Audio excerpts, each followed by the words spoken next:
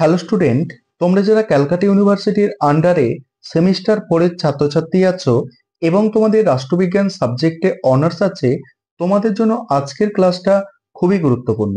আজকের ক্লাসে তোমাদের CC9 পেপারের দুটি গুরুত্বপূর্ণ বড় প্রশ্ন অর্থাৎ 15 নম্বরের প্রশ্নের উত্তর নিয়ে আলোচনা করব। এবং আজকের ক্লাসে তোমাদের যে প্রশ্নের উত্তর দুটো নিয়ে আলোচনা করব, দেখো 2022 সালের প্রশ্নপত্র থেকে প্রশ্নের উত্তর দুটো থাকছে। 2022 সালে মডিউল 1-এ যে দুটো বড় প্রশ্ন এসেছিল, অর্থাৎ একটা বড় প্রশ্ন হচ্ছে ব্রেক্সিটের পরবর্তী সময়ে ইউরোপীয় ইউনিয়নের সংশ্লিষ্ট উল্লেখযোগ্য বিষয়গুলি আলোচনা করো, আর ভবিষ্যতে আন্তর্জাতিক রাজনীতিতে ইউরোপীয় ইউনিয়নের সম্ভাব্য ভূমিকা সম্পর্কে তোমার মতামত কি, এই প্রশ্নের উত্তরটা। এবং হচ্ছে বেটন উডস চুক্তি থেকে বিশ্ব বাণিজ্য সংস্থা পর্যন্ত আন্তর্জাতিক আর্থ রাজনীতির বিবর্তন বিবৃত করো।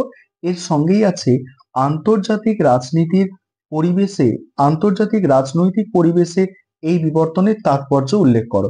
এই দুটো প্রশ্নের উত্তর নিয়ে আজকের ক্লাসে আলোচনা করব। আরেকটা বিষয় তোমাদের এখানে বলার আছে যে তোমাদের কাছে একটা ছোট্ট রিকোয়েস্ট থাকবে। অনেকেই আমাকে বলছে যে আমার নোটস বিভিন্ন গ্রুপের মধ্যে শেয়ার হয়ে যাচ্ছে, বিভিন্ন টিচার লেখাচ্ছে, এমনকি বিভিন্ন জায়গায় বিভিন্ন ভাবে চলে যাচ্ছে।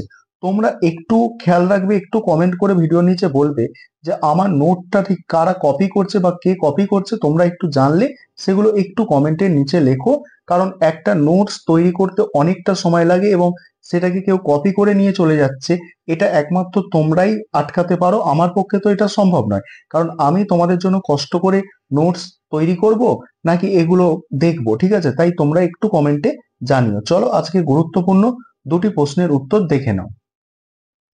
প্রথম যে প্রশ্নটা আছে তোমাদের, ব্রেক্সিটের পরবর্তী সময় ইউরোপীয় ইউনিয়নের সংশ্লিষ্ট উল্লেখযোগ্য বিষয়গুলি আলোচনা করো, আর এর সঙ্গেই আছে ভবিষ্যতে আন্তর্জাতিক রাজনীতিতে ইউরোপীয় ইউনিয়নের সম্ভাব্য ভূমিকা সম্পর্কে তোমার মতামত কি। এই প্রশ্নের উত্তরটা দেখে নাও এবং নোটসের কোয়ালিটিটা দেখো। আর এত বড় প্রশ্ন একটা ভিডিওর মধ্যে দুটো প্রশ্নের উত্তর পড়ে পড়ে বলা সম্ভব নয়। আমি স্ক্রল করে যাচ্ছি, সেক্ষেত্রে অনেক সময় চলে যাবে পরীক্ষার সময় তোমাদের। তাই স্ক্রল করে যাচ্ছি, তোমরা তোমাদের সুবিধা মতো স্ক্রিনশট করে নিতে পারো। আর তোমাদের যেটা বললাম, অতি অবশ্যই কিন্তু জানাবে যে কারা এই কাজটা করছে, কারণ অনেক স্টুডেন্ট আমাকে পার্সোনালি SMS করেও জানাচ্ছে যে স্যার আপনার নোটস গুলোকে কপি করছে, বিভিন্ন জন আপনার নোটস গুলোকে কপি করছে। ঠিক আছে, তোমাদের একটু জানাতে হবে, এটাই তোমাদের কাছে অনুরোধ। চলো দেখে নাও, প্রথম প্রশ্নের উত্তরটা তোমাদের আমি দেখিয়ে দিলাম। এবার দ্বিতীয় প্রশ্নের উত্তরটা দেখো।